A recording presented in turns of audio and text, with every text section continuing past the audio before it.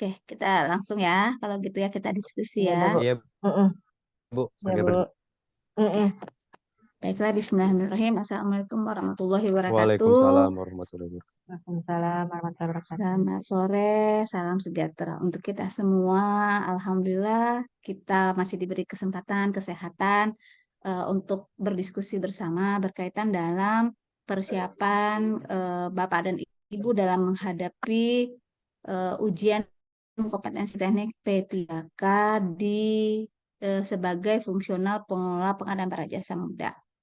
Dalam waktu yang memang sangat singkat ini ya, betul-betul singkat ya, super super duper gitu ya disingkatnya ya. Jadi kita harapkan bisa optimal di dalam berdiskusi. Dan saya harap ya kalau misalnya memang ini pertemuan terakhir ya yang Iya, PR betul, ya. Bu. Kalau nanti memang ada pertanyaan silakan, nggak usah sungkan-sungkan, langsung WA saya Ya, saja. baik, Bu. Ya. Nah, sekarang kita akan diskusi dari persoalan. oh, thank you ya. Kasih ya. Ya, thank you ya. Hmm.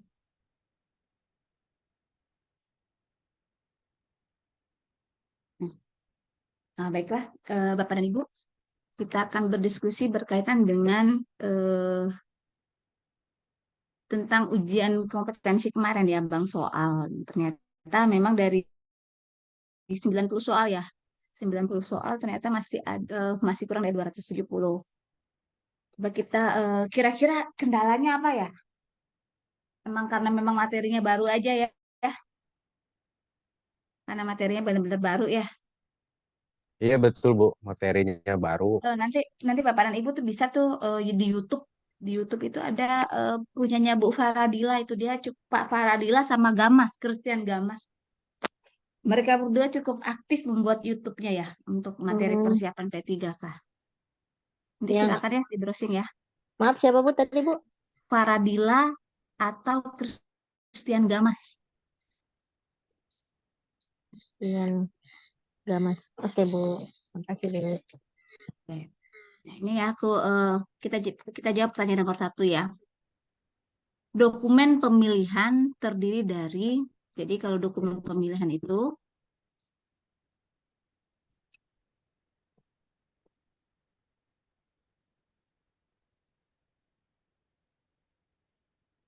jadi dokumen pemilihan itu ya terdiri dari, eh, kenapa nggak mau di ini?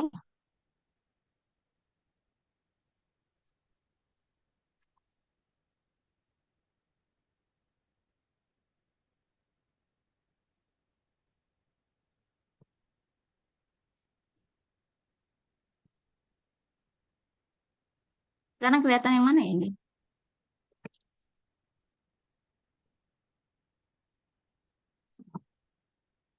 Jadi dokumen pemilihan itu terdiri dari dokumen pemilihan terdiri dari dokumen kualifikasi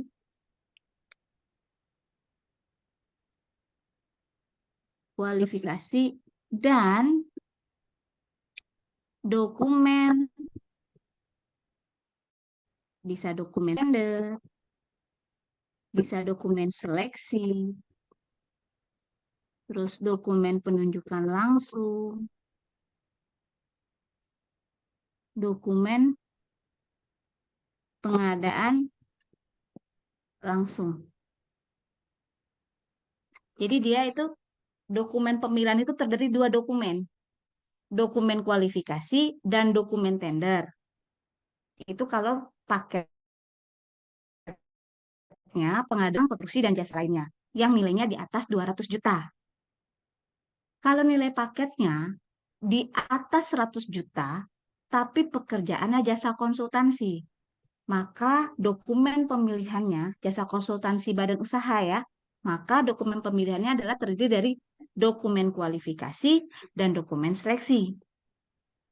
Kalau nanti dia pengadaan langsung yang nilainya di bawah 200 juta untuk pengadaan barang jasa lainnya ataupun untuk jasa konsultansi. Berarti dokumennya terdiri dari dokumen kualifikasi dan dokumen pengadaan langsung ataupun juga ketika penunjukan langsung. Berarti ada dokumen kualifikasi dan dokumen penunjukan langsung. Jadi gitu ya. Jadi kalau kita lihat jawabannya di sini adalah dokumen tender dan dokumen seleksi itu salah. Karena harusnya ada dokumen kualifikasi dan dokumen tender, dokumen kualifikasi dan dokumen seleksi. Seleksi ini jasa konsultansi ya. Lalu dokumen kontrak beserta ad kontrak jika ada. Ini juga salah karena ini ada pada di pelaksanaan kontrak. Lalu dokumen kualifikasi dan dokumen pengadaan langsung. Benar ya? Benar. Lalu yang D dokumen spesifikasi teknis, HPS, rancangan kontrak. Kalau ini adalah dokumen persiapan pengadaannya, persiapan pengadaan yang ditetapkan oleh PPK. Yang D. Jadi ini jawabannya adalah C. Bisa dipahami nomor 1? Bisa ya? Bingung nggak? Bisa, Bu, bisa. Saya oke. Lalu insentif bagi produk ya, bagi produk dalam negeri pada pemilihan penyedia berupa kelebihan harga yang dapat diterima, tidak memperhitungkan. Nah, kalau bicara insentif ya, insentif ini dia bicara, ini kan kalau kita bicara kita biasanya kan ini kita cari dulu nih, memperhitungkan. Jadi kalau di dalam insentif bagi produk dalam negeri yang kita perhatikan adalah harga penawaran penyedia, TKDN, koefisien, dan spesifikasi teknis. Kalau di sini kan bahasanya tidak memperhitungkan. Jadi nanti kalau memang susah untuk memahami, maka ketika ada pertanyaan ini, kalimat D-nya dihapus dulu ya. Itu trik dalam membaca soal. Jadi ini baru jawabannya A. Maaf Bu, tadi kalimat apanya Bu? Yang dihapus? Tidak. Oh, Kalau tidak. mau Ya. bingung tuh. Jadi Heeh. kalau bicara insentif berupa kelebihan harga apa yang dapat kita terima gitu. Iya, iya. Kan kita mau Ya, nyari kalimat yang negatifnya kan? iya. Iya. Kadang kan kadang membaca itu membahasakan tuh aku sendiri pribadi kalau baca soal kalau aku sulit pengen cepet ya pasti aku akan buang dulu kalimat negatifnya. Iya, makanya saya suka tuker-tuker itu yang bikin lama ulang-ulang karena ada kata misalnya kecuali Iya, gitu kan. Aduh, bingung makanya banget dibuang dulu kecualinya dibuang gitu. gitu ya Bu ya. Iya, Oke. itu cara mudah. Itu cara mudah. Iya Bu. Jadi buang dulu kecuali ketika dibuang tidak gampang kan kita nyari jawabannya. Heeh, heeh. Itu trik baca soal. Oke Bu. Oke. Lalu gini, jika nilai HPS 9,890 belum termasuk kalkulasi PPN, maka nilai jaminan penawaran untuk pekerjaan pembangunan jalan lingkungan dapat ditetapkan sebesar. Nah, jaminan penawaran itu hanyalah untuk pekerjaan konstruksi dengan nilai HPS atau nilai pagu anggaran di atas 10 miliar. Nah, range nilai jaminan penawaran itu antara 1 sampai 3% dari nilai HPS atau pagu anggaran. Pagu anggaran ini khusus untuk pekerjaan terintegrasi. Ya. Nah, sehingga jawaban yang paling tepat kan karena ini belum termasuk kalkulasi, berarti kan 9,890 ditambah 10% kan? Berarti akan lebih dari 10 miliar. Maka kalau kita lihat dari jawabannya, 1-3% dari nilai kontrak itu kan tidak pas. Tidak tepat ya. Dia tidak bicara kontrak, tapi bicara adalah HPS. Maka jawabannya adalah huruf A. Ingat ya, jaminan penawaran hanya diperuntukkan untuk pekerjaan konstruksi dengan nilai HPS atau pagu anggaran di atas 10 miliar. Lalu selanjutnya, perbuatan atau tindakan penyedia yang dapat dikenakan sanksi ganti kerugian sebesar nilai kerugian yang ditimbulkan adalah, berarti kita nyari yang dirugikan itu apa ya? Nah, ketika dia ada yang mengakibatkan kerugian, kegagalan bangunan itu harus dibayar selisihnya ya, harus dibayar oleh penyedia. Kesalahan perhitungan volume nanti selisih pembayarannya harus dibayar oleh penyedia. Kontrak yang kualitasnya tidak setara juga harus dibayarkan, harus diganti. Ini kan bicara tentang sanksi ganti kerugian. Sedangkan terindikasi melakukan persekongkolan untuk mengatur harga penawaran itu tidak masuk di dalam kata kuncinya adalah sanksi ganti kerugian. Berarti ini jawabannya A. Lalu selanjutnya nomor 5.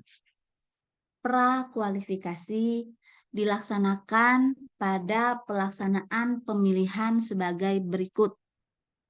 Nah, kalau kita bicara tentang prakualifikasi, pra itu berarti kualifikasinya dilakukan di awal. Jadi menilai kualifikasi penyedia itu sebelum memasukkan dokumen penawaran. Kriteria untuk menggunakan prakualifikasi ini adalah ketika kita melakukan seleksi badan usaha untuk jasa konsultansi, maka pasti kita akan menggunakan prakualifikasi, jasa konsultansi badan usaha. Namun ketika kita melakukan seleksi dengan metode pemilihan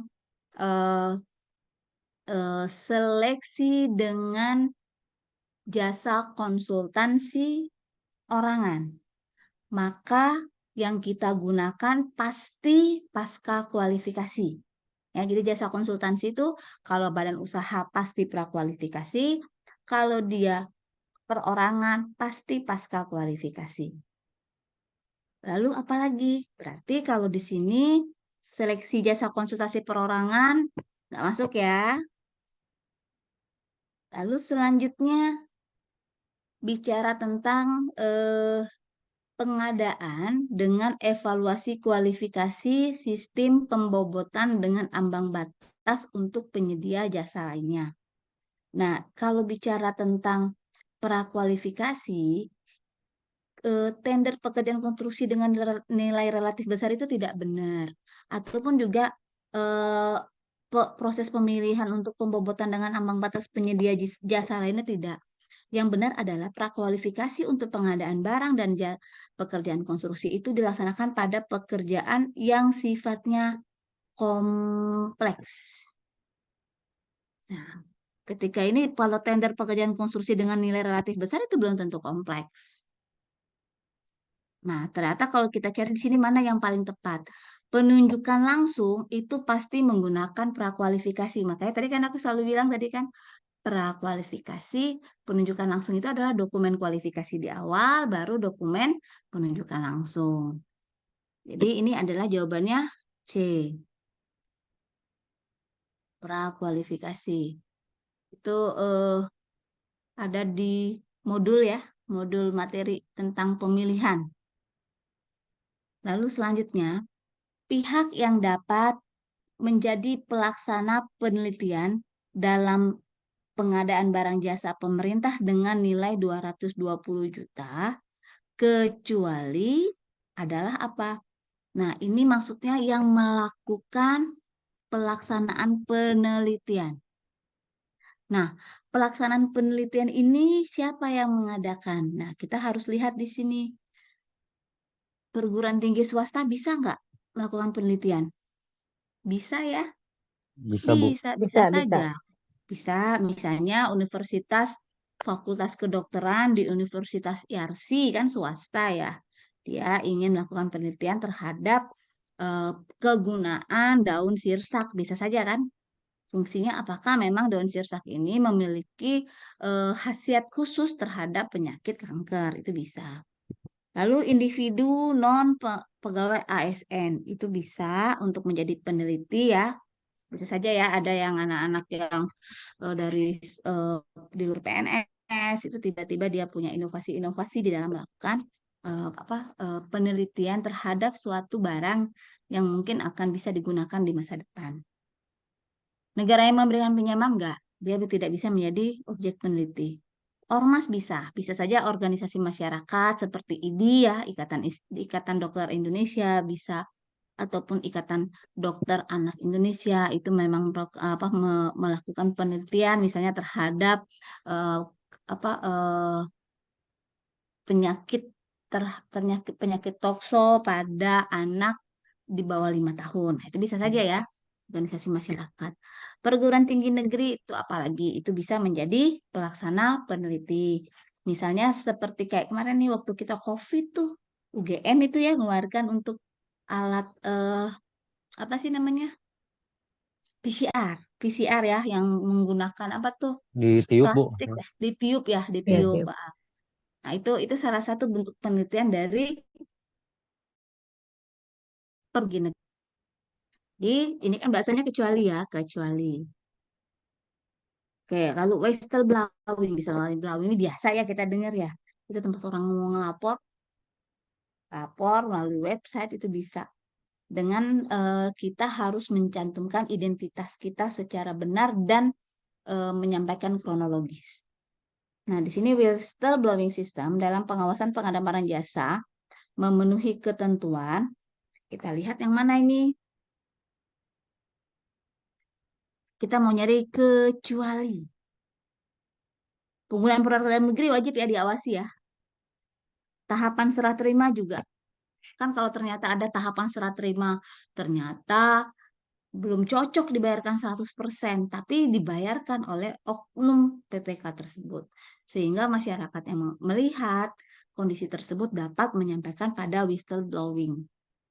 Lalu melalui aparat pengawas internet. Maka di sini jawabannya adalah terkait dengan sirup itu tidak bukan menjadi hal yang menjadi objek untuk dilaporkan pada whistleblowing. Karena kenapa PD atau Satgas mengumumkan RUP, maka yang bersangkutan tidak dapat menjalankan proses persiapan pengadaannya. Kenapa? Karena untuk melakukan proses persiapan pengadaan, kuncinya ada pada RUP untuk membuat paket dokumen persiapan pengadaan. Nah, lalu terakhir lagi nomor 8, tender itu dilaksanakan dalam hal tidak dapat menggunakan metode. Jadi tender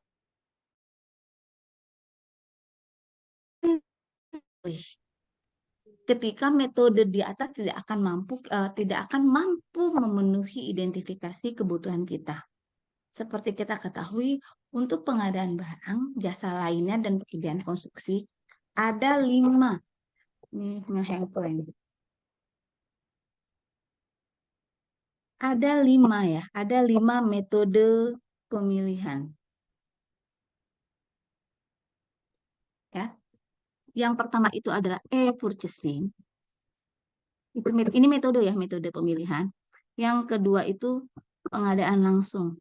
Jadi dia sifatnya ketika kita melihat apakah identifikasi kebutuhan kita ada di dalam katalog. Ketika tersedia kebutuhan kita, maka metode pemilihan yang kita pilih adalah e-purchasing. Namun kalau kita lihat di dalam katalog, barang jasa yang ada dalam katalog tidak akan memenuhi kebutuhan barang jasa kita. Maka yang kita lakukan adalah melakukan proses mengecek metode pemilihan di atasnya. Nah, kita lihat nilainya.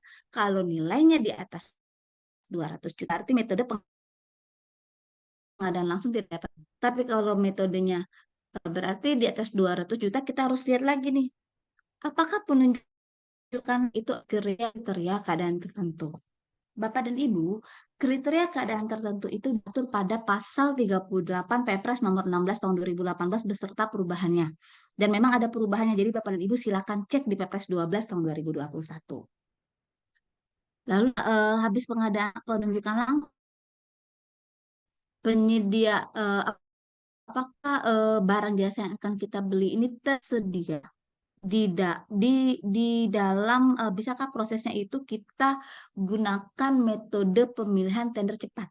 Tender cepat ini persyaratannya seperti apa? Kita harus lihat apakah barang jasa yang kita adakan ini spesifikasinya umum, barangnya mudah didapat barangnya mudah didapatkan di pasaran. Spesifikasi volume sudah rinci, maka kita akan menggunakan tender cepat. Nah, tapi di dalam proses pemilihan ini ternyata ada barang ataupun eh, objek spesifikasi yang harus kita kompetisikan. Misalnya adanya eh, pemeliharaan terkait dengan barang yang akan kita adakan. Maka metode tender cepat tidak dapat kita lakukan. Baru kita menggunakan tender biasa. Artinya apa? Tender ini kita pilih ketika 4 pengadaan yang itu tidak bisa kita gunakan. Nah, berarti jawabannya di sini adalah, oke, jawabannya ini ya berarti ya, A ya. Sorry, B. Jawabannya ini B ya. Pengadaan yang dikecualikan ini dia merupakan pengadaan yang memang sudah memiliki praktek bisnis yang mapan ataupun juga barang yang tarifnya sudah ditetapkan oleh pemerintah. Misalnya seperti BBM ya, sewa gedung, bisa saja sewa kantor. Terus apalagi appraisal, jasa appraisal, jasa hotel, bawahnya dia tidak terbatas dengan. Lalu selanjutnya, nah kalau kita lihat keterlambatan itu bagaimana? Nah, ketika sanksi itu akan mengurangi terlebih dahulu, jadi sanksi akan dihitung dengan mengurangi terlebih dahulu nilai PPN. Misalnya denda itu dari nilai kontrak senilai 1 miliar. Input PPN, maka ada PPN 11%.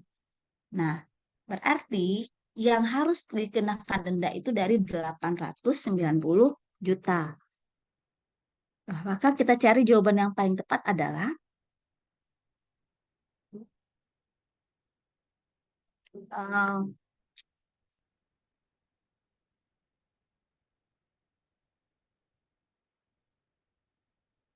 ini jawabannya nggak ada yang benar ya, nomor 9 ini ya. Jadi sanksi denda keterlambatan itu dia ada kategorinya. Sanksi denda berdasarkan dari nilai kontrak atau sanksi denda dari nilai bagian kontrak. Nah, untuk nilai bagian kontrak atau parsial itu harus di eh, apa ya harus dituangkan di dalam rancangan kontrak. Nah, dan ketika kita menetapkan barang itu parsial atau tidak, maka PPK itu harus dapat memastikan barang parsial ini adalah pekerjaan yang dapat diserah terimakan. Sehingga pemberian sehingga berita acara serah terimanya dapat dibagi per output pekerjaan. Misal seperti ini. Ada gedung bangunan 5 miliar. Ternyata WC-nya dengan nilai 50 juta belum selesai. Dendanya dari 50 juta atau dari 5 miliarnya dari mana? 50 juta. Dari Sekarang 5 miliar. sekarang gini, ketika bangunan itu belum selesai karena toiletnya belum selesai. Bisa diserah terimakan nggak? Bisa dijadikan pemeriksaan acara berita acara 100% nggak? Nggak bisa, Bu. Nggak bisa, Bu. Sehingga tidak bisa mengenakan denda dari parsial. Dendanya dari nilai bagian kontrak. Walaupun hanya senilai 50 juta. Maka ini dendanya dihitung dari 5 miliar. Lihat, Bu. Kalau bagian kontrak seperti apa? Misal ada bagian gedung A. Ya, gedung A, gedung B, musola. Kan gitu, 3 gedung. Tambah pagar lah. Total nilainya 40 miliar. Musola belum selesai. Nilai musola misalnya 5 miliar. Di sini 5 miliar, pagar 5 miliar, gedung 10 miliar, 40 miliar. Nah, ketika ditetapkan denda parsial, maka yang dilakukan adalah berdasarkan bagian. Bagiannya berarti gedung A, gedung B, musola, dan pagar. Kenapa? Karena mereka, bangunan-bangunan tersebut, pengadaan barang jasa yang kita adakan, itu dapat berdiri sendiri. Nah gitu, gedungnya sudah selesai yang gedung A, tapi gedung B belum selesai. Tapi gedung A bisa kita serah terimakan, maka serah terima adalah serah terima berulang. Jadi serah terima dulu gedung A, selesai gedung B atau pagar, berarti gedung pagar dan C. Maka sisanya yang akan dikenakan pengenaan sanksi denda. Nah, kalau kita lihat jawabannya di sini dan dikurangin pajak dulu. Denda keterlambatan.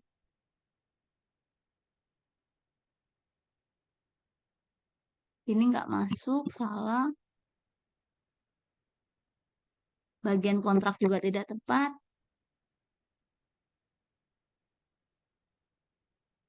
Seleksi jasa konsultansi. Enggak, ini kan seleksi. Seleksi ini masih di pemilihan.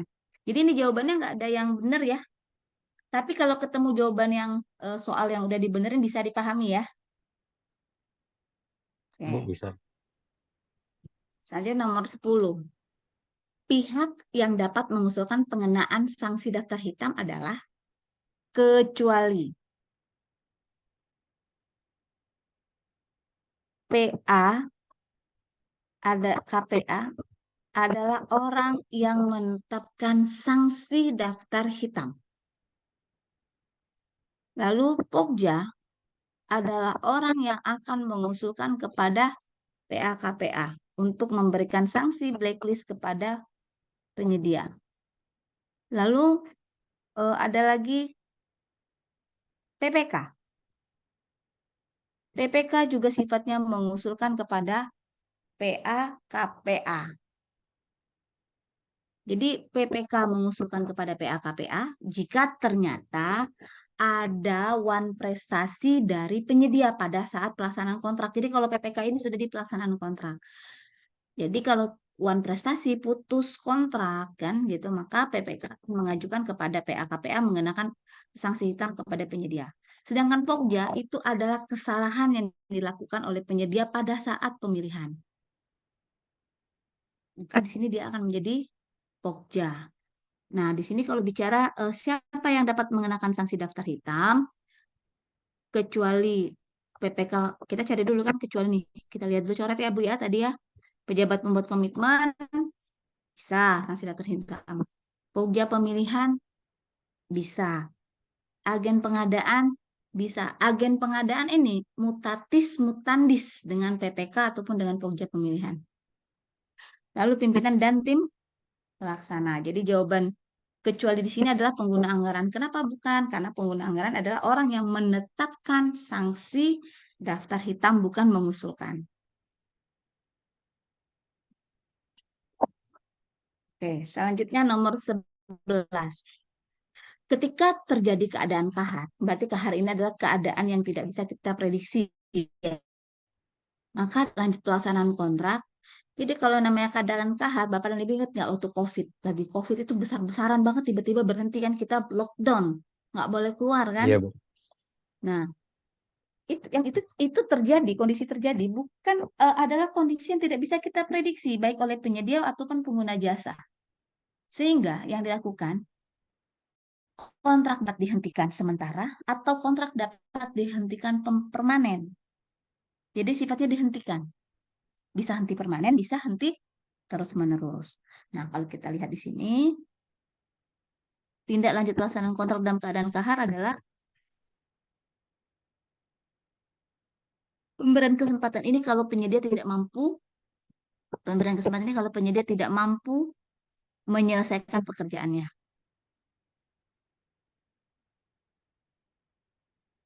Jadi ini jawaban yang tepat adalah pengkontrak dapat dihentikan ya. Bukan pengguna anggaran dapat dihentikan. Lalu selanjutnya, Menteri wajib melakukan pengawasan pengadaan barang melalui aparat pengawas internal meliputi kecuali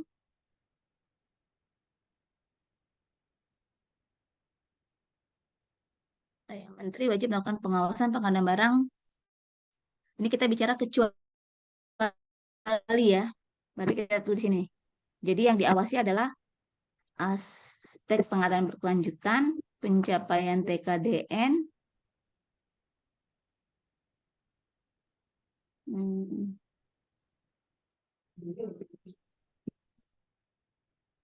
aparat meliputi kecuali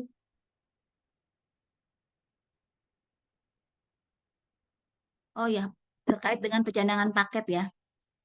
Pencandangan paket ini nggak ada kaitannya dengan pengawasan. Kalau terkait dengan penggunaan produk dalam negeri dan pencadangan paket itu kepada pemerintah daerah. Bahwa ada alokasi 40% sekurang-kurangnya barang jasa yang harus dibagi kepada pengusaha dengan kualifikasi kecil. Nomor 13, ketika PPK memberikan kesempatan penyedia untuk menyelesaikan pekerjaan, jadi kalau bahasanya memberikan kesempatan ini adalah memberikan waktu kepada penyedia untuk menyelesaikan pekerjaan. Nah, pemberian kesempatan ini, penyedia akan dikenakan denda. Nah, berarti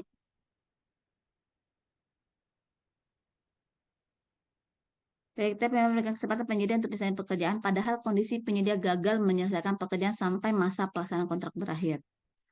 Ketentuan yang tidak tepat di bawah ini adalah berarti ketentuan yang tepat. Ketika kita bicara pemberian kesempatan, maka harus ada yang namanya adendum. Berarti ada adendum terkait dengan jaminan pelaksanaan, adendum terkait dengan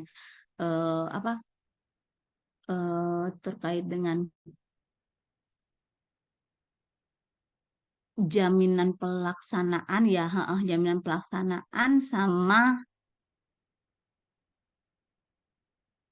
ini terkait dengan kapan pemberian kesempatan ini akan dibayarkan. Nah, yang harus kita lakukan ketika memberikan kesempatan adalah dilakukan perpanjangan jaminan pelaksanaan, dimuat dalam adendum kontrak, penyedia dikenakan sanksi, dia yang dikenakan sanksi adalah terkait dengan denda. Denda dari 1/1000 per mil dari nilai kontrak. Nah, kalau tidak tepat di sini adalah tidak melampaui tahun anggaran. Pemberian kesempatan ya, pemberian kesempatan dapat melampaui tahun anggaran. Itu pemberian kesempatan. Lalu terkait dengan pemilihan produk yang dicantumkan dalam katalog elektronik dapat dilaksanakan oleh, jadi kalau katalog elektronik ini ada 3 yang melaksanakan adalah LKPP, sektoral,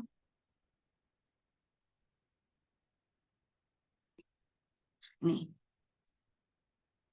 Sektoral ini kementerian, daerah ini adalah pemerintah daerah. Maka jawaban yang tepat adalah yang menyusun, yang bertanggung jawab terhadap katalog ya, ini ya. Berarti ini jawabannya adalah A, LKPP. Lalu selanjutnya, penunjukan langsung dapat dilaksanakan untuk pengadaan Jadi kalau pengadaan darurat dia bukan penunjukan langsung, tapi memang pengadaan darurat. Pengadaan di luar negeri itu adalah pengadaan yang tidak mengacu kepada aturan Perpres. Pengadaan dalam keadaan tertentu ini sebenarnya ini kriteria yang ada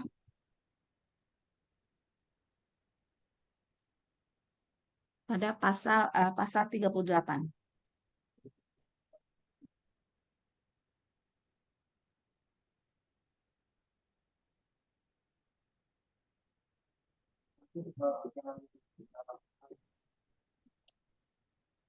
Perpres atau apa ya, Bu? Apa? Ini 38 di mana? Pasal 38 pada Perpres. Bapak Ibu ada nggak Perpres nomor 12 2021? Dikasih nggak? Belum. Ada, Bu. Download, Bu. Oh, udah. Ya. Di download ya, bisa di download ya. Ya, Ini bisa, Bu. pasal 38. Nanti bisa dicek ya. Pasal 38 ini kayaknya sering banget keluar. Oke. Kalau untuk jasa konsultannya di pasal 41. Ya. Termasuk juga metode pemilihan ada di pasal 38. Metode pemilihan. Lalu nomor 16, aspek berkelanjutan dalam pelaksanaan pengadaan barang jasa diimplementasikan dalam proses penyelenggaraan pengadaan. Kemarin udah sempat ya kita diskusikan berkait dengan terkait dengan kualitas tanah, sosial masyarakat, dan implementasi tentang TCO. Nah, kalau untuk menghindari pertentangan kepentingan itu tidak ada di dalam aspek berkelanjutan. Itu nanti lihatnya di materi 2 ya, terkait dengan aspek berkelanjutan. Pengantar ya. Pengantar itu ya benar. Di materi 2. Nomor 17. Badan usaha asing yang mengikuti seleksi internasional harus memiliki kerjasama usaha dengan badan nasional dalam bentuk konsorsium ya. Konsorsium. Nah, Bapak dan Ibu, jatuh handphonenya. Bapak dan Ibu ya,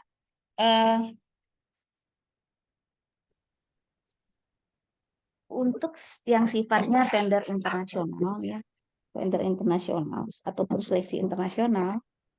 Jadi kalau untuk tender yang bisa dilakukan secara internasional untuk pekerjaan konstruksi itu dengan nilai paket di atas 1, bilang dia.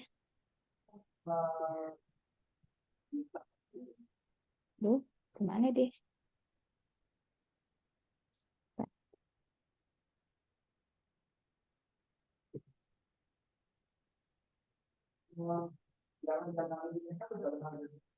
Tadi dia hapus sama apa tadi ya?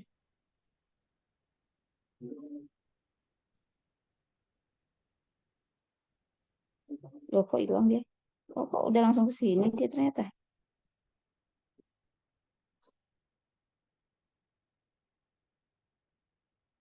Oh, lebih ya, soalnya 126 ternyata ya, banyak banget ya. Iya, Bu. Banyak, Bu.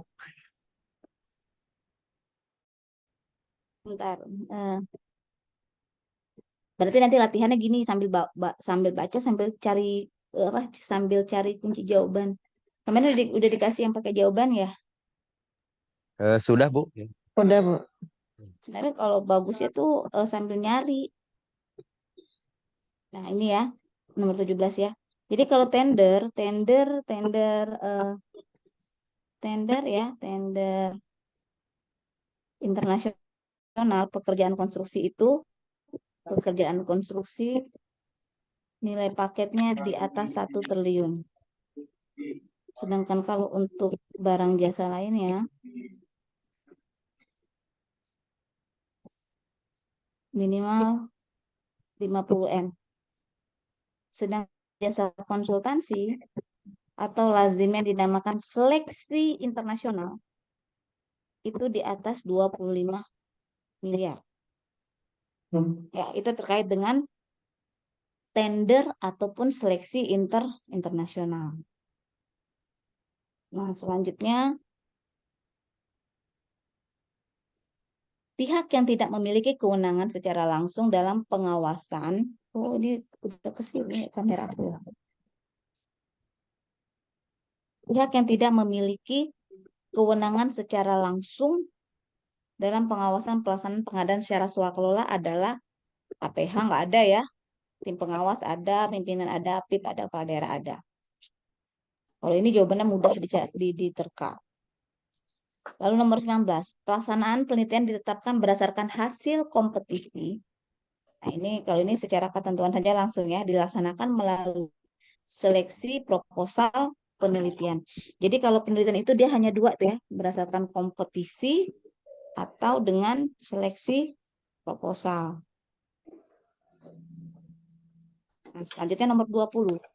Retensi sebesar 5%. Nah, retensi ini merupakan sebuah bentuk jaminan pemeliharaan.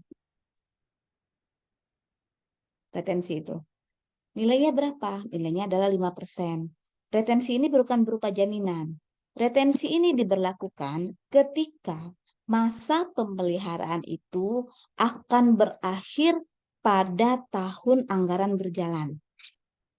Ya, kita ketahui masa pemeliharaan itu untuk bangunan semi permanen minimal 3 bulan, sedangkan bangunan permanen minimal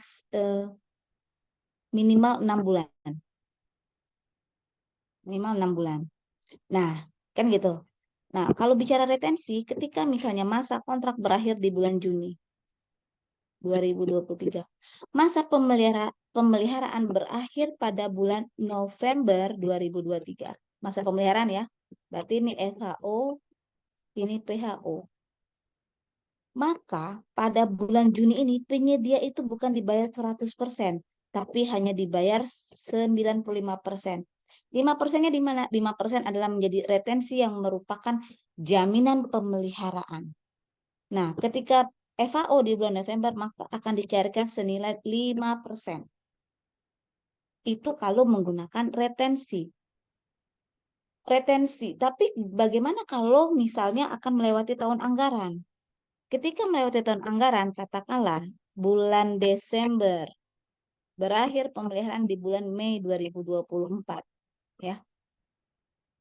Maka pada saat Desember ini penyedia itu akan mendapatkan pembayaran senilai 100% jaminan pemeliharaan. Retensi ataupun jaminan pemeliharaan ini hanya diberlakukan kepada penyedia retensi ini kepada pekerjaan konstruksi atau jasa lainnya yang akan membutuhkan pemeliharaan. Nah, itu ya jaminan pemeliharaan ya, retensi atau jaminan pemeliharaan. Nah, jaminan pemeliharaan ini 5% ya. Nah, kalau kita lihat jaminan pemeliharaan pengadaan barang elektronik, tidak ada jaminan pemeliharaan pada pengadaan elektronik. Lalu sebagai jaminan pemeliharaan jasa lainnya yang membutuhkan pemeliharaan ada. Lalu sebagai jaminan pelaksanaan pekerjaan konstruksi untuk mengikat penyedia tidak one prestasi pelaksanaan kontrak. Jaminan pelaksanaan ini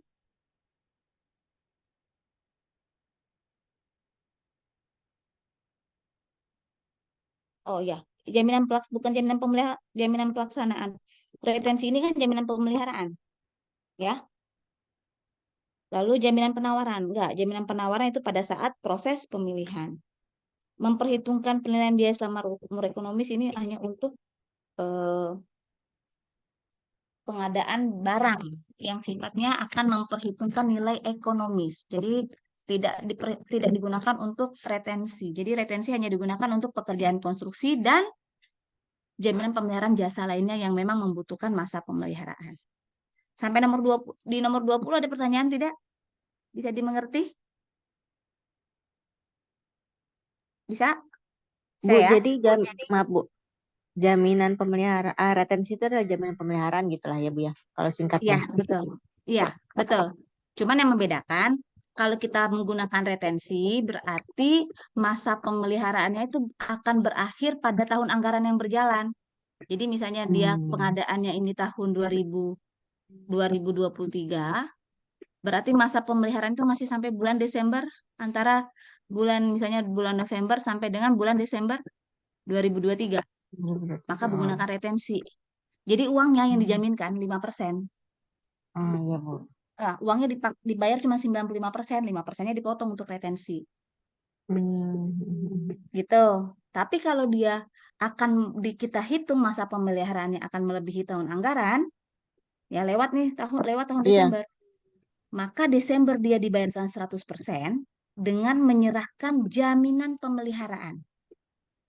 Jaminan ini bisa dari bank umum, bisa dari lembaga penjamin, atau bisa dari asuransi yang merupakan konsorsium. Gitu ya. Iya, Bu. Bisa dipahami ya? Iya.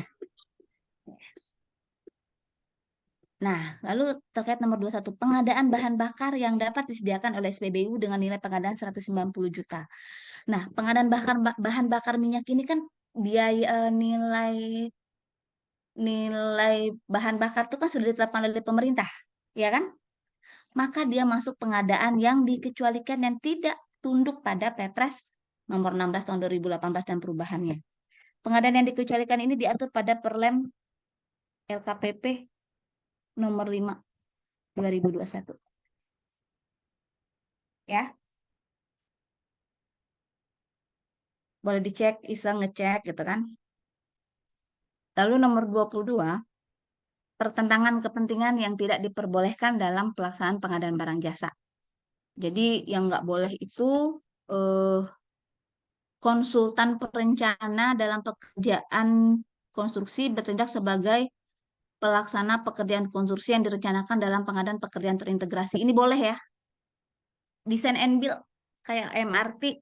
Jadi perancangan dia merancang sekaligus juga sebagai pelaksana konstruksi.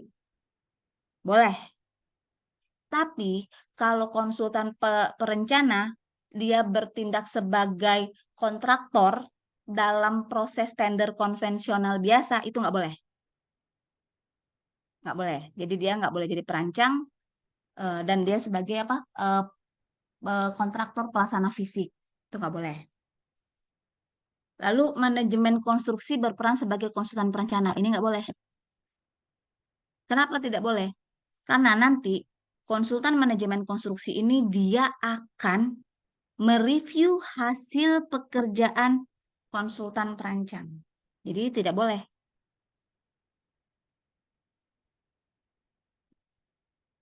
Ini juga direksi merangkap sebagai dewan komisaris pada badan usaha lain nggak apa-apa ya.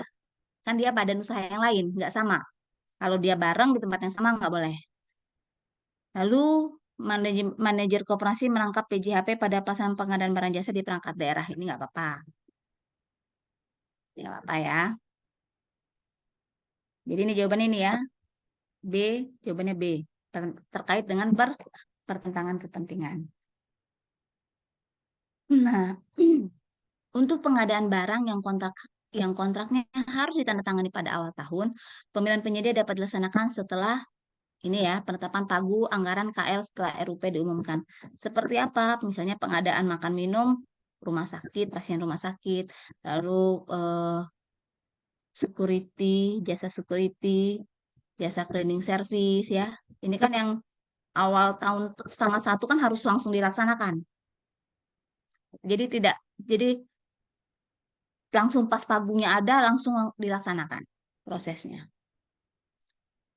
Lalu seleksi ulang gagal dapat dilakukan penunjukan langsung dengan kondisi ini diatur pada pasal 51 ayat 10. Bukan PPK, yang menyetujui penunjukan langsung itu adalah PA-KPA. Nih, kebutuhan pengadaan tidak dapat tunda pasal 51.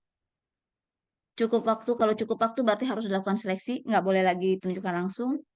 Seleksi sudah gagal lebih dari 3 kali, nggak. Seleksi gagal 2 kali, maka dapat ditindaklanjuti dengan penunjukan langsung. Dengan kriteria kebutuhan pengadaan tidak dapat ditunda, lalu waktu untuk melaksanakan seleksi atau tender tidak tercukupi lagi. Ini di pasal 51 ayat 10. Lalu selanjutnya PPHP ini nggak ada lagi ya di Perpres 16 nih, sudah dihapus di Perpres 12, jadi nggak ada lagi PPHP. Iya, udah nggak sesuai lagi pertanyaannya. Makanya saya juga bingung, perasaan katanya udah dihapus, Udah kok nggak masih ada. ada ya? Iya, ini Oke. makanya kan dia ini kalau pengelola pengadaan itu dia sudah dihapus, dia itu kan cuma ada PA, KPA ya, Iya, PPK, pejabat pengadaan, ada pengadaan, Pokja pemilihan, agen tim agen pengadaan, pengadaan. tim penyelenggara, swakelola ya. Iya, Hanya itu. Nah, kalau kita bicara tentang penyedia yang mengajukan serah terima ketika pekerjaan selesai sesuai kontrak, ketahapannya kan ini kan penyedia itu akan mengajukan kepada PPK untuk memeriksa hasil pekerjaan mereka. Berarti di sini adalah si PPK. Nanti kalau setelah selesai ya, setelah selesai dibayar baru PPK akan menyerahkan hasil pekerjaannya kepada PA atau KPA. Nanti tinggal disesuaikan aja ya sama materi ya. iya. Lalu perubahan kontrak dengan penambahan nilai kontrak dilaksanakan dengan ketentuan. Jadi kalau bicara CCO ini berapa kali boleh? Namun CCO ini tidak boleh melebihi dari 10% dari nilai kontrak awal. Mau dia mau 10 kali 20 silakan, tapi nilainya tidak boleh lebih dari 10% dari nilai kontrak awal. Misalnya kontrak awalnya itu adalah 10 miliar, maka tidak boleh lebih dari 10% dari 10 miliar. Nggak boleh. Jadi jawabannya di sini penambahan nilai kontrak akhir tidak melebihi 10% dari nilai kontrak awal. Ini C ya. Jawabannya C. Lalu selanjutnya,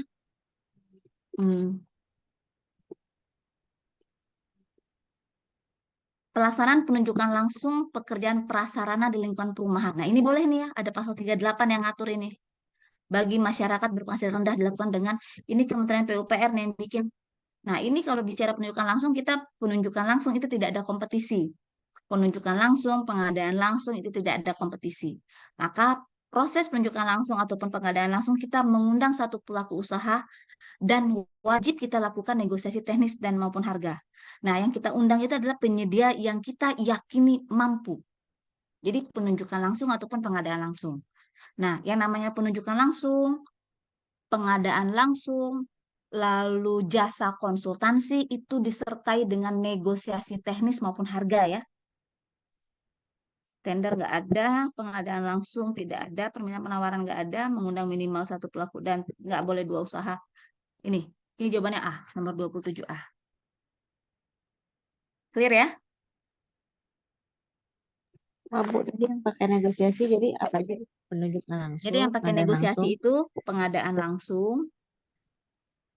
langsung, penunjukan langsung, apa lagi? purchasing, Oh, terus seleksi jasa konsultan. Jadi baik badan usaha maupun perorangan ya. Itu wajib ada negosiasi teknis maupun harga. Oke, ya Bu. selanjutnya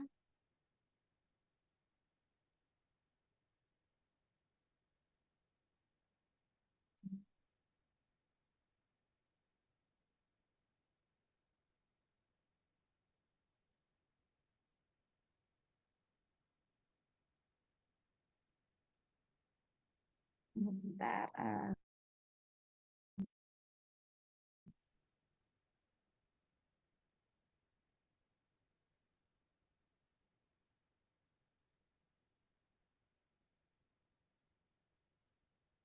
bentar ya.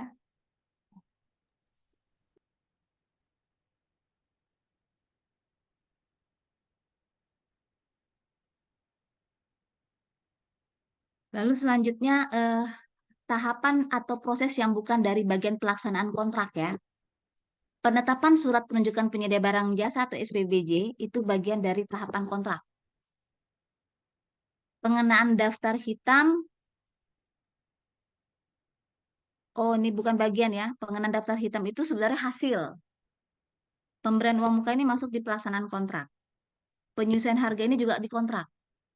Lalu penetapan uang muka pun juga dikontrak. Pengenaan daftar hitam itu adalah hasil ketika ada penyedia yang one prestasi ya. Jadi yang dikenakan sanksi daftar hitam itu adalah penyedia yang putus kontrak ya. Nah, kalau dia putus kontrak itu dia one prestasi tanpa ada penipuan itu 1 tahun blacklistnya. Kalau penyesuaian harga ini hanyalah untuk pekerjaan tahun jamak yang masa pelaksanaan pekerjaannya melebihi 18 bulan. Ya.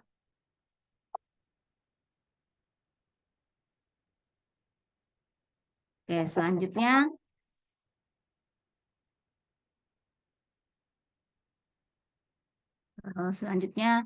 tender ulang dilakukan dengan tender gagal dengan alasan kecuali. Nah, tender ulang dilakukan dengan tender gagal. Kecuali berarti tender ulang itu tidak ada peserta yang lulus evaluasi itu tender ulang. Ditemukan kesalahan dalam dokumen pemilihan yang tidak sesuai dengan peraturan. Ditemukan kesalahan tender ulang dilakukan dengan tender gagal dengan alasan tidak ada peserta yang menyampaikan dokumen penawaran setelah ada waktu perpanjangan. Betul, itu tender ulang. Gimana ya nggak ada tender ulang ya, nggak ada yang nawar. Ditemukan kesalahan dalam dokumen pemilihan yang tidak sesuai dengan peraturan. Ya, kalau dokumen tidak sesuai, ya, jadi kalau dokumen tidak sesuai maka tender akan dibatalkan. Dan dokumen harus diperbaiki dulu baru kita akan lakukan tender kembali. Lalu tender ulang juga tidak ada peserta yang lulus evaluasi penawaran. Ya, berarti tender ulang. Terus tender ulang juga dilakukan dengan alasan seluruh peserta terlibat kolusi dan nepotisme. Ya, berarti ini jawabannya tidak ditemukan. Nah, berarti ini jawabannya E nih. Tender ulang dilakukan dalam tender gagal dengan alasan ini masuk keempatnya, kecuali kalau tidak ditemukan kesalahan dokumen maka tidak boleh dilakukan tender ulang. Ini jawabannya bukan B ya, ini jawabannya E.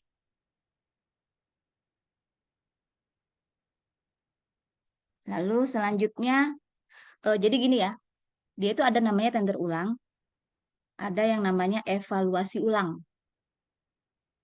Kalau evaluasi ulang, itu ditemukan adanya kesalahan dalam melakukan evaluasi. Itu Pokja salah evaluasi, maka tindak lanjutnya adalah evaluasi ulang. Tapi kalau ternyata tidak ada yang memasukkan dokumen penawaran, lalu ataupun seluruh penyedia gugur, terus seluruh peserta terlibat KKN, lalu dokumen yang ditetapkan ternyata melanggar regulasi, maka tindak lanjutnya adalah tender dinyatakan gagal dan dilakukan tender ulang kembali sembari memperbaiki dokumen yang keliru. Itu kalau terjadi kesalahan. Jadi ada 2 kriteria tender ulang ataupun evaluasi ulang. Lalu selanjutnya pelaksanaan pemilihan yang dilakukan klarifikasi dan negosiasi terhadap penawaran teknis dan biaya setelah masa sanggah selesai. Ini hanya pada jasa konsultansi. Hanya pada jasa konsultansi ya. Jadi kalau di jasa konsultansi itu kan dia ada 4 metode evaluasi. Ya, ada 4 metode evaluasi. Evaluasi kualitas dan biaya. Evaluasi kualitas dan biaya. Jadi evaluasi kualitas dan biaya, evaluasi pagu anggaran, dan evaluasi biaya terendah. Ini kan penetapan pemenang terlebih dahulu, habis itu penetapan pemenang masa sanggah. Nah, setelah masa sanggah berakhir, baru dilakukan negosiasi. Kalau evaluasi kualitas itu dia penetapan dulu peringkat teknis, lalu sanggah, harga, baru negosiasi. Itu yang membedakan. Nanti Bapak dan Ibu kalau mau baca tahapannya itu di modul 3 tentang pemilihan penyedia. Ini biasanya sering-sering keluar ya. Nah, kalau kita lihat dari 30 ini,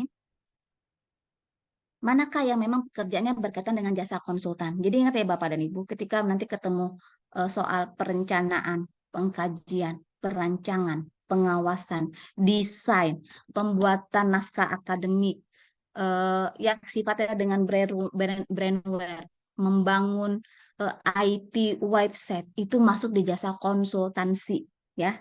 Nah, kalau sekarang kita lihat pembangunan jembatan di ruas jalan nasional ini masuk di pekerjaan konstruksi. Ingat ya, jenis ya, 4 jenis pengadaan barang jasa, pekerjaan konstruksi, pengadaan barang, pengadaan jasa lainnya, ada jasa konsultansi. Lalu penunjukan langsung pekerjaan rahasia, ini tidak masuk. Rahasia, namanya saja rahasia ya. Lalu, dan tidak ada sanggah, namanya saja penunjukan langsung. E-purchasing tidak ada sanggah, tidak ada kompetisi di sana. Ini juga ada pembuatan master plan. Pembuatan master plan ini masuk pada jasa konsultansi. Nah, ini yang harus dinegosiasi. Berarti nomor 30 jawabannya C ya. Nah, lalu selanjutnya di sini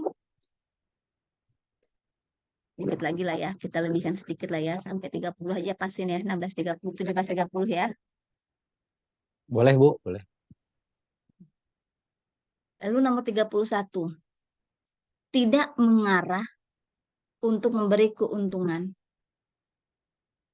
kepada pihak tertentu dengan tetap memperhatikan kepentingan nasional merupakan penerapan prinsip. Bapak dan Ibu minta tolong ya terkait dengan transparan, terbuka, bersaing, adil, dan jujur ini. Minta tolong Bapak dan Ibu benar-benar tolong dibaca karena sepengetahuan aku ini soal cukup banyak keluarnya berkaitan dengan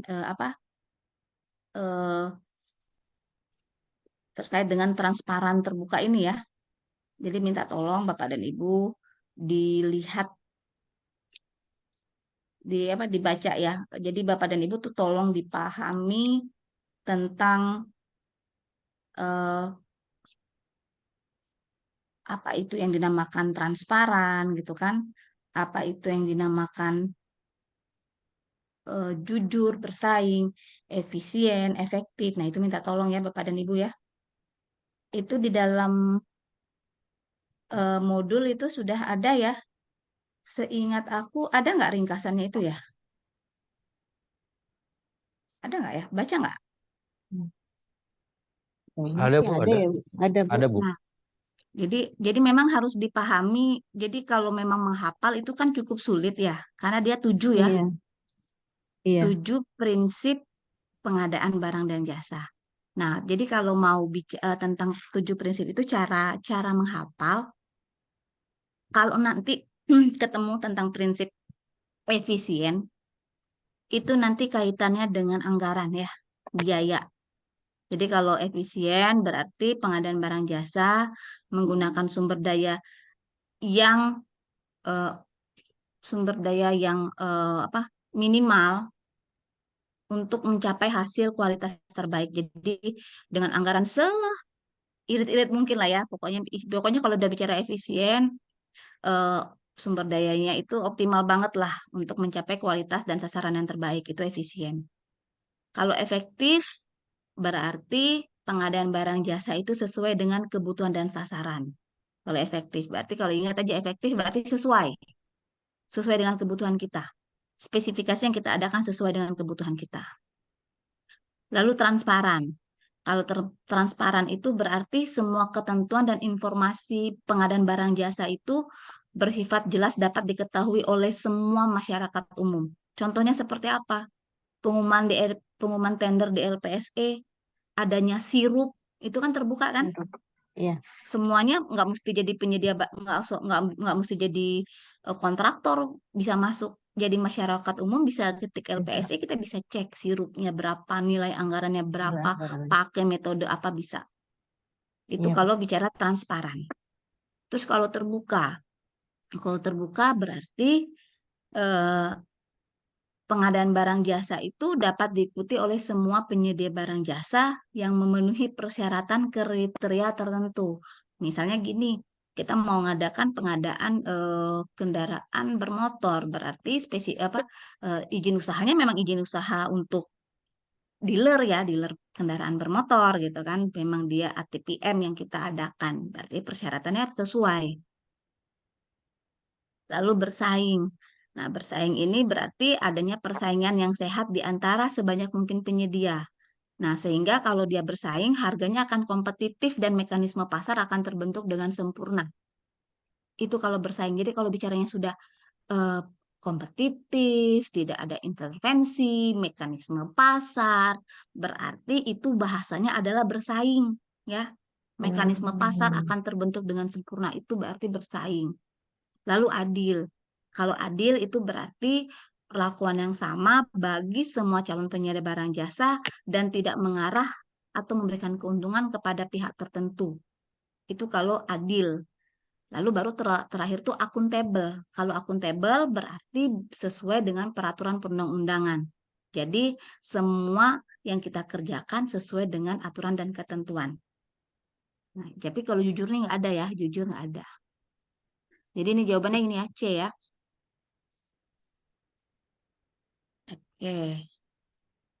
Sekalian tiga-tiga nih tanggung. Penguji pemilihan dilarang menambah persyaratan kualifikasi yang diskriminatif.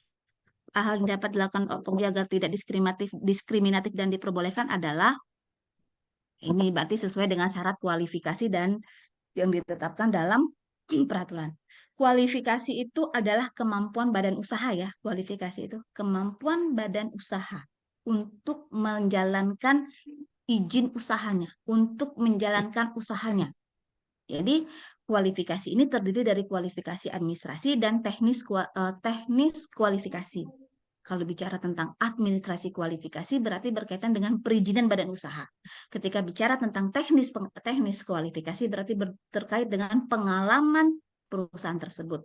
Juga terkait dengan SKP, kemampuan dasar, pengalaman 4 tahun terakhir. Itu yang terkait kualifikasi. Untuk roadmap. Nah, pembuatan roadmap pemerintah baru dengan jenis tenaga ahli. Ketika dia belum dapat diuraikan dalam KAK, maka metode evaluasi adalah kualitas. Tapi kalau dia sudah dapat diuraikan dengan pasti di dalam KAK, itu menggunakan kualitas dan biaya. Jadi ingat ya, kualitas itu belum bisa diuraikan dengan dalam KAK, kualitas dan biaya itu sudah dapat diuraikan di dalam KAK. Sedangkan pagu anggaran itu pekerjaan yang sederhana. Sedangkan biaya terendah itu untuk pekerjaan yang standar. Ya, ini jadi jawabannya B. Jadi nanti ini lihat di materi pemilihan penyedia. Marketplace itu ada 3. Toko daring, toko daring, marketplace itu ada 3. Kecuali whistleblowing system. Jadi ada pemilihan penyedia, toko daring, dan e-purchasing.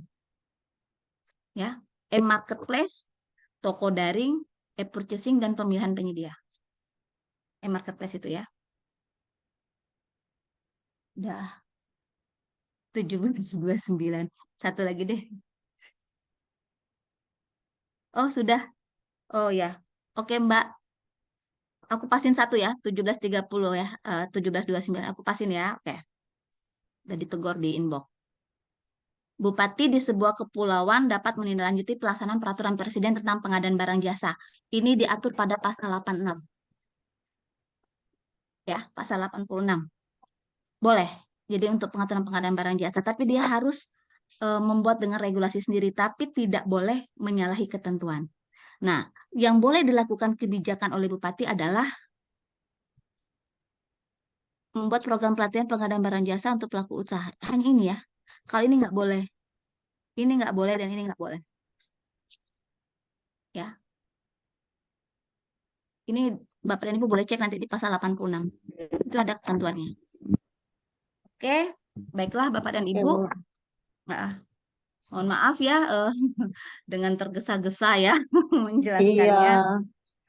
Semoga Iya dapat Bu, nggak apa-apa Bu. diterima ya. Nanti Bapak dan Ibu silakan nanti japri aja ya. Baik, Bu. Sama itu Bu, izin Bu tadi yang link itu Bu untuk latihan soal itu Bu. Nanti aku kirim ya. Oh, Tolong baik, Bu. ingetin aku, nanti aku kirim langsung. Dia ada soal yang harus diperbaiki. Nanti aku kirimkan bahwa ini jawaban ini. Tapi nggak baik, apa-apa Bu. buat jadi panduan dan sudah ada Dan langsung Iya, maaf Bu. jawabannya telah setelah itu. bergabung ya Bu ya. Mohon maaf telah bergabung. Ya, jangan dimaafin, Bu. Ya nggak Telat. apa-apa Pak. Mungkin nanti bisa minta rekaman sama panitia ya, biar nggak ketinggalan. Tetap belajar siang pagi malam Bu. Ah, bohong, Bu. Ya, semoga semuanya nilainya di atas semua ya, di atas rata-rata ya, lulus Amin, Bu. semua ya. Amin. Amin, ya Bu. Baiklah Bapak dan Ibu, terima kasih atas kebersamaan kita sampai sore ini. Mungkin ini yang pertemuan yang udah ya, udah nggak ada lagi ya, pertemuan Iya, terakhir Bu. untuk Terakhir, Bu. di bagian MPR ya. Iya, Bu. Baiklah Bapak dan Ibu, semoga apa yang saya sampaikan, yang kita diskusikan dalam waktu yang singkat ini dapat memberikan manfaat kepada Bapak dan Ibu dalam menyiapkan mental juga ya, mental dan persiapan teknis di dalam menghadapi ujian kompetensi teknis sebagai JAFUNG pengelola pengadaan barang jasa mudah. Dan saya berharap Bapak dan Ibu di sini lulus semua dan bisa bergabung Amin. dengan saya di dalam satu naungan ikatan profesi di Ikatan Profesi Fungsional JAFUNG. Pengelola Pengadaan Indonesia. Iya, Bu. Saya mohon maaf apabila ada penyampaian yang tidak berkenan, mohon dimaafkan. Lebih dan kurang, wabillahi taufik wal hidayah. Wassalamualaikum warahmatullahi wabarakatuh. Terima kasih. Waalaikumsalam.